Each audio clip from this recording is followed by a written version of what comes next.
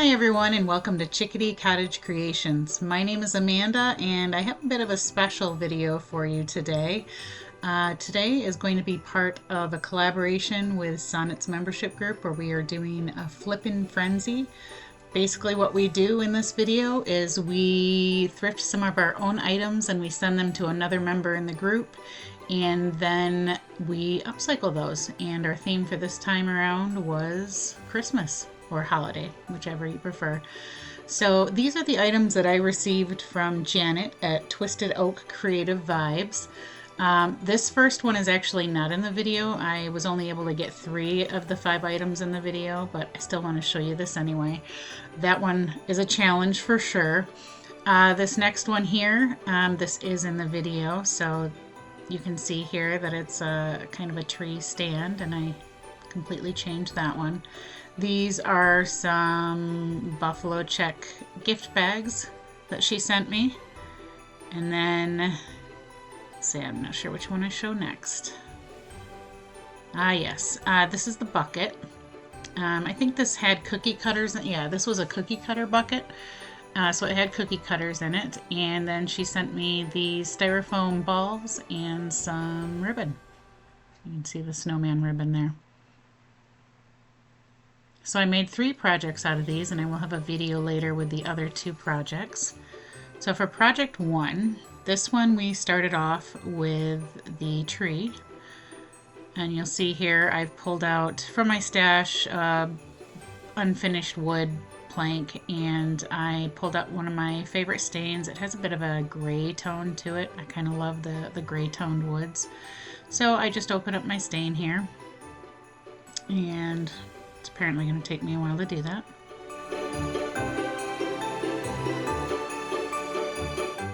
And you might laugh a bit during this video. You'll see what I'm wearing change several times between the videos. I did this over a couple days. So I just stained the edges of this board. I'm not at all worried about whether I get it on the middle part or not, and you'll see why in a minute. I just finished applying the stain. It was raw wood, so it soaked it up really quickly. I actually had almost next to nothing to wipe off of it. And I just come in with a tissue and I wipe it, the excess back.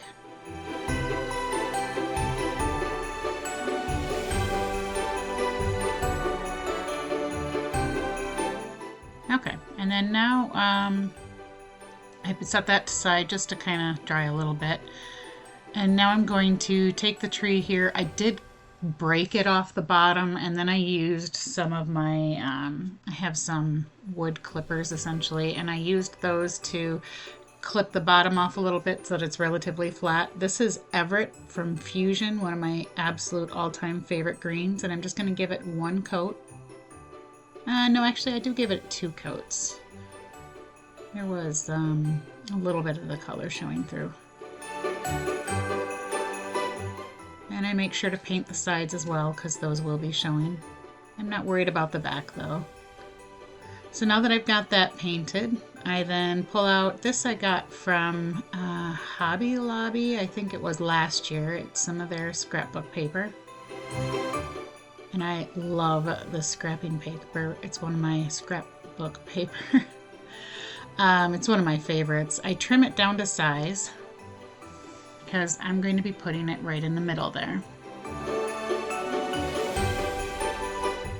This kind of gives you an idea of what I'm going to be doing. So then I pull out my decoupage medium, and I'm pretty sure I'm using liquid patina here, I think just because my Fusion was downstairs. So because it's raw wood, it sucks up the liquid patina. I had actually put a coat of the liquid patina down first, let it dry just a little bit, and then I did a second coat, and then attached it, which I did off camera.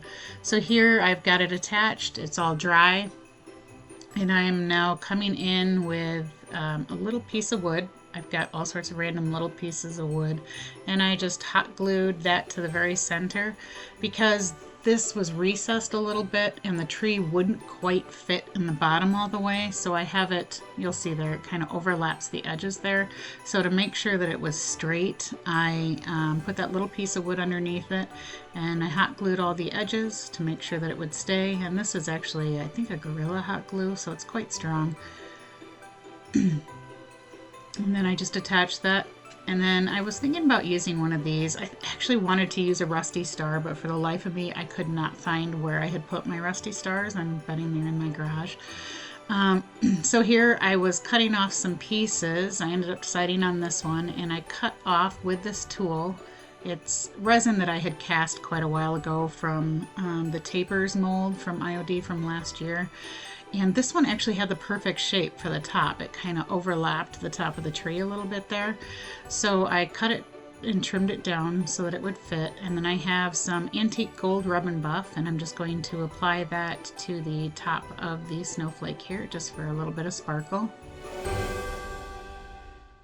I used to not like gold at all, but it's actually really growing on me now. And then I also used some hot glue to attach that as well.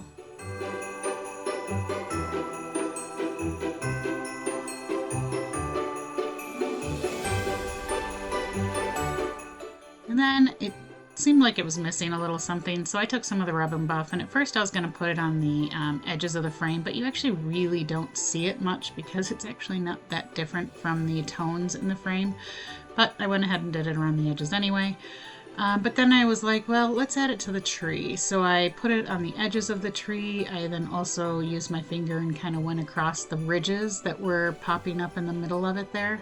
And I think it gave it a really nice effect. And it's a really simple decor piece. You could use it as a shelf sitter. You could hang it on a wall. But I really like the way this one turned out. These are the greens that I tend to use throughout Christmas, as kind of that dark evergreen green.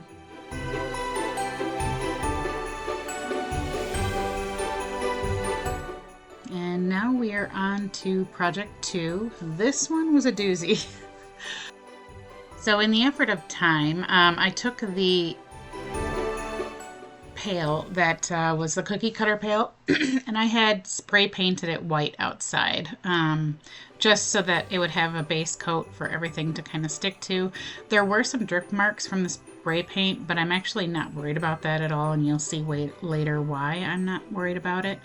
But I have these decoupage papers, and I may have picked these up from Tara at the Reclaimed Ranch, or possibly I don't remember honestly where I got them. I think they might be AB Studio decoupage papers.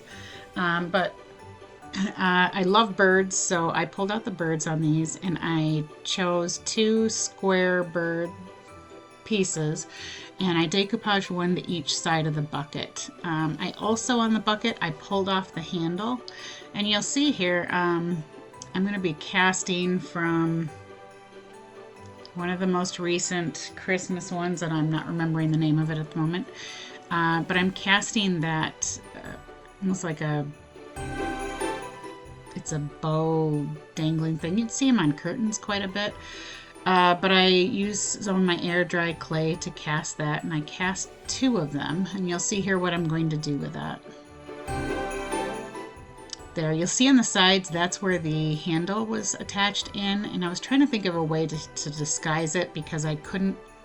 I tried pulling it out, but I was actually going to damage the bucket if I continued to try to pull it out. So I just made these. They had that little indent in the center, so it actually worked really perfect to just kind of cover it up and disguise it. And I did 1 on each side.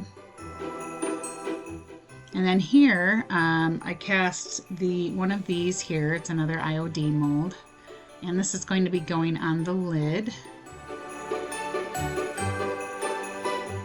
And I used my Titebond Quick and Thick. My bottle was running a little low there, so I was using my pencil to kind of dig out a little bit from the bottom. I've seen people use squeeze bottles with those. The almost like a ketchup squeeze bottle that you'd find at restaurants or picnic tables. I might pick up one of those to see how that works. This is the, I think it's Christmas tree. I don't remember the name of this one either. I'm really bad with my IOD names. But this is, I think, from 2 Christmases ago. And I cast a whole bunch of these little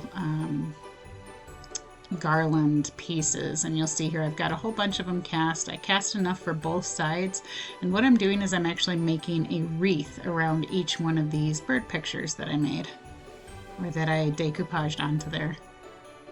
I think I needed 8 for each one, and then I used the Titebond Quick and Thick to glue those down as well, and here it is glued down.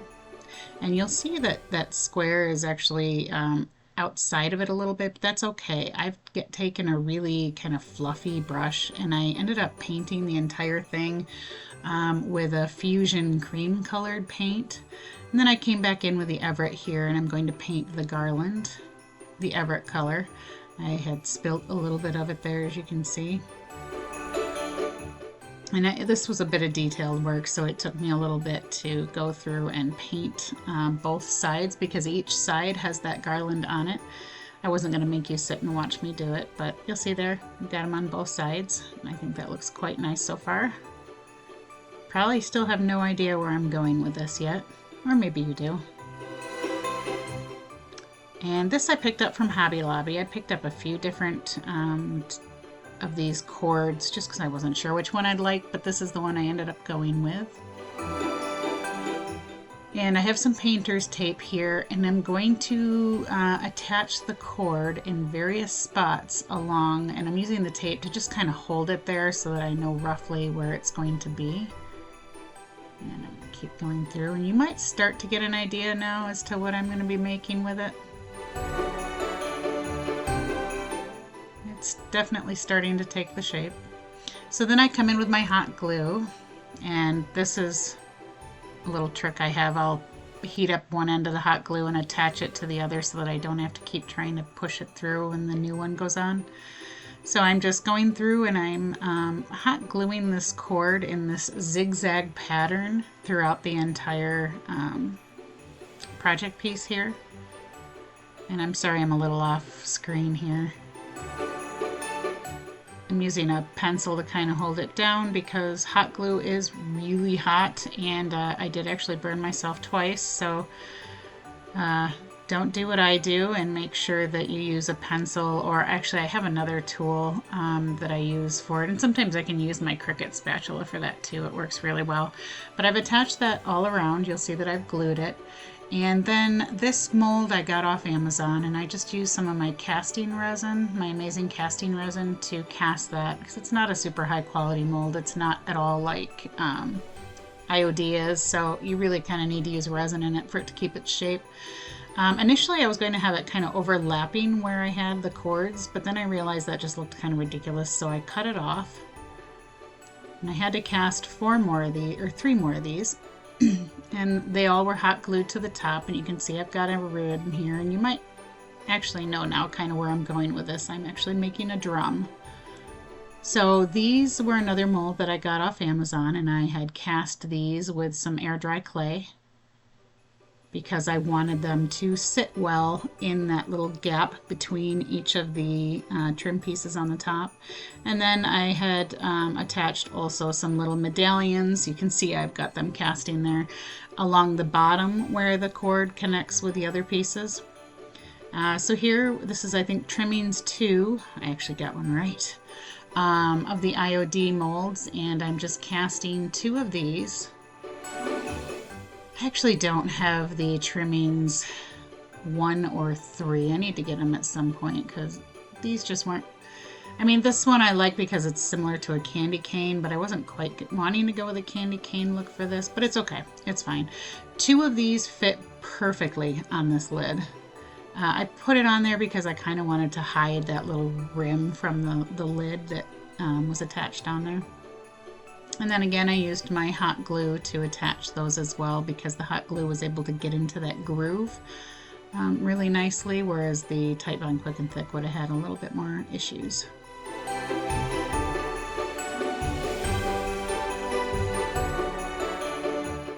Yeah, it fit pretty perfectly.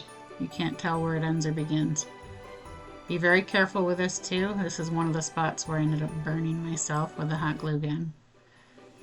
And then I come back with that same cream fusion color that I had used initially on the bucket base when I was kind of dabbing it around, and I covered everything that I had added with that.